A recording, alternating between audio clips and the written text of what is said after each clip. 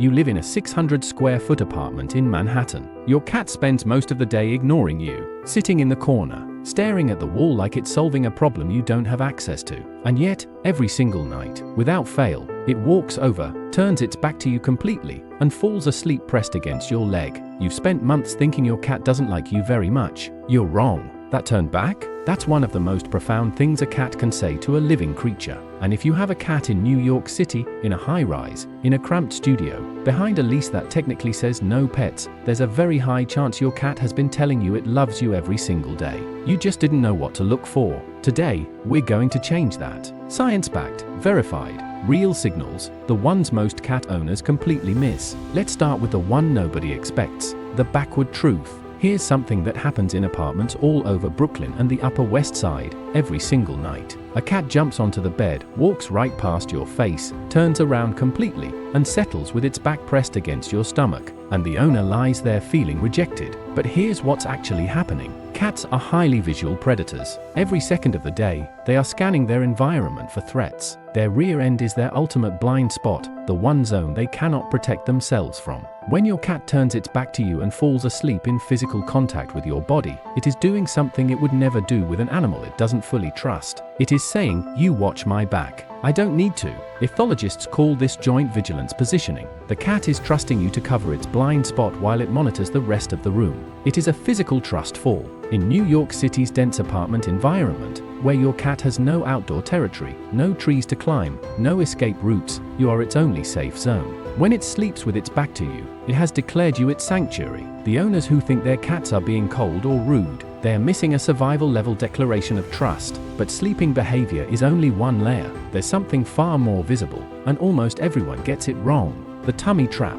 Walk into any New York apartment with a socialized indoor cat and you'll see it eventually. Your cat rolls onto its back, stretches out completely, and looks at you. And you, like millions of cat owners before you, reach down to rub that soft belly. And then, claws, teeth, chaos. Here's why that happens, and why it actually matters. The stomach is the most anatomically vulnerable part of a cat. No bones protecting the vital organs. No ability to sprint or jump from that position. Rolling onto its back eliminates a cat's primary survival mechanism in an instant. Doing this in front of you means the cat feels zero threat from your presence. Cambridge University researcher Hilary Feldman documented that belly rolling occurs most frequently in front of preferred, trusted companions. It's a non-vocal invitation to engage, a social opener. But it is not an invitation to touch the stomach. The moment you make contact with that underside, you trigger an automatic defensive predatory reflex. The brain doesn't ask whether you meant well. The claws respond. The correct move? Scratch the cheeks or the base of the ears. That's what the cat is actually asking for.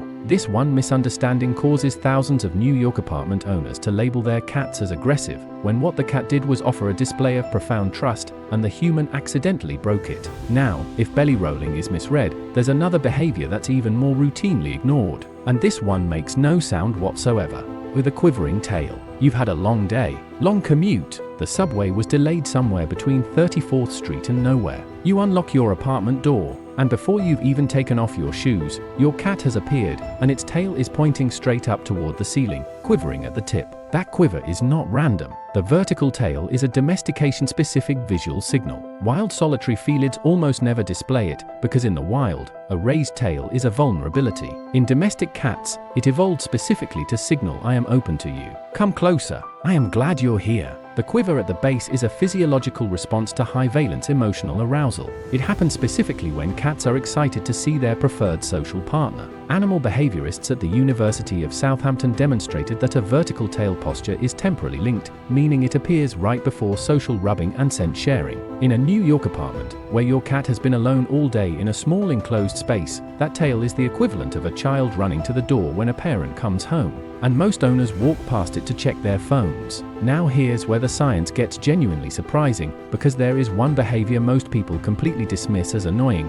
that turns out to be one of the deepest biological bonding rituals in feline evolutionary history. The headbutt and lick. When your cat presses its cheek or forehead firmly against your face, your hand, or your leg, that's not an itch. That's not clumsiness. Your cat has sebaceous scent glands concentrated on the cheeks, temples, chin, and forehead. When it bunts against you, it is depositing its own feline facial pheromones directly onto your skin. This creates what researchers call a communal scent, a shared olfactory identity that marks you as a member of the cat's own social territory. You no longer smell like a stranger, you smell like family. John Bradshaw and Charlotte Cameron Beaumont at the University of Bristol documented that allarubbing and bunting are the primary social cohesive behaviors in free-ranging cat colonies. It is the biological glue of feline relationships. Now add licking to that. Adult cats in the wild never groom individuals they don't know. Allagrooming is exclusively reserved for members of the same maternal social group. When your cat licks your hand or your forehead, it is treating you as biological family, scraping away your foreign scents from the subway and your soap, and replacing them with its own salivary pheromones. You are being claimed in the most affectionate way possible,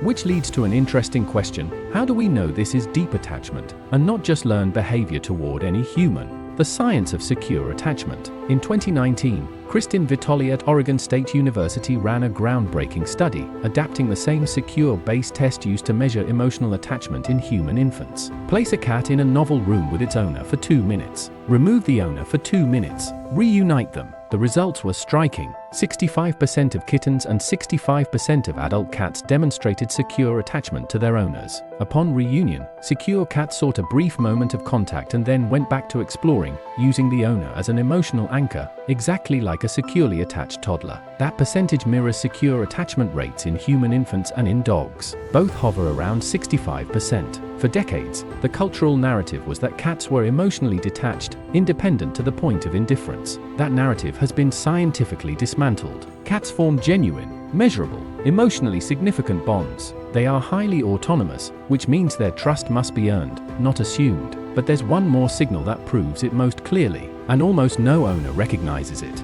The shadowing, kneading, and the nose touch. You get up from the desk and go to the kitchen. A few seconds later, your cat is in the kitchen. You move to the bathroom. The cat is outside the door. You settle on the couch. The cat picks a spot on the rug, 3 feet away, and lies down facing the room. This is passive proximity seeking, and it's one of the strongest real-world indicators of secure attachment in feline science. Alice Potter and Daniel Mills at the University of Lincoln verified that cats actively monitor and maintain spatial orientation to their primary caregivers. The test owners used to confirm this isn't about food. The shadowing continues immediately after feeding. The stomach is full. The motivation is purely social. Then there's kneading, the rhythmic push-push motion on your lap.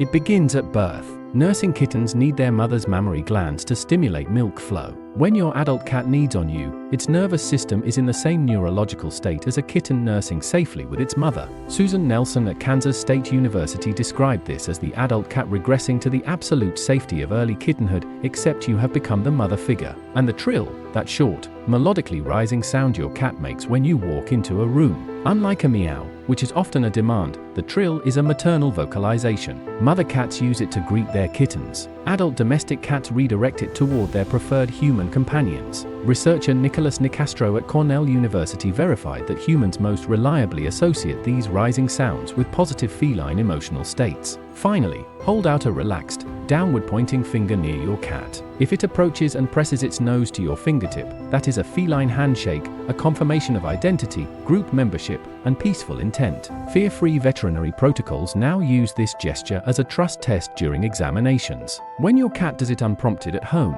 it is confirming, at a biological level, that you are recognized, safe, and welcome. What New York makes different? There's a reason this matters specifically for New York cat owners. Over 60% of NYC rental leases contain no pet clauses. Thousands of bonded cats are surrendered to shelters every year, not because owners stopped loving them, but because housing instability forced an impossible choice. For the cats that do live in NYC apartments, they are fully indoor, fully dependent, entirely contained within walls that, in most cases, offer no yard, no outdoor territory, no freedom beyond what their owner provides. This accelerates bonding in ways that are hard to overstate. Your cat knows the sound of your specific footsteps differently than you know your own. It recognizes your voice from another room and orients its ears toward you before you've said a word, a behavior empirically verified by Otsuko Saito at the University of Tokyo. Cats in high-rise apartments don't just prefer you. In the absence of any other social structure, you are their entire world. The myth worth dismantling. In a widely reported BBC study, researcher Paul Zak measured oxytocin, the bonding hormone, in dogs and cats after a 10-minute play session with their owners.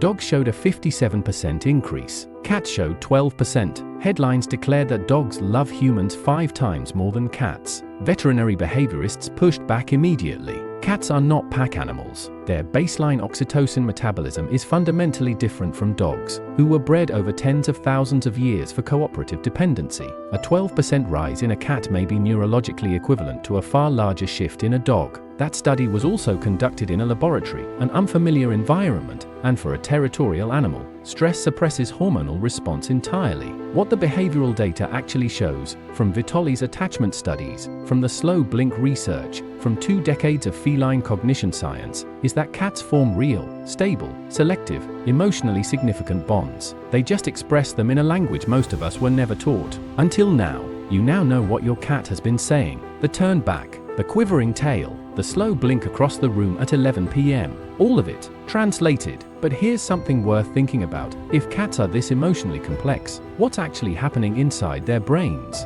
How do they experience time when you're gone? What does research say about whether they grieve? That's exactly what the next video covers, the inner world of cats, and what science now knows about feline emotion and memory. It might change how you see the animal sleeping at the foot of your bed tonight.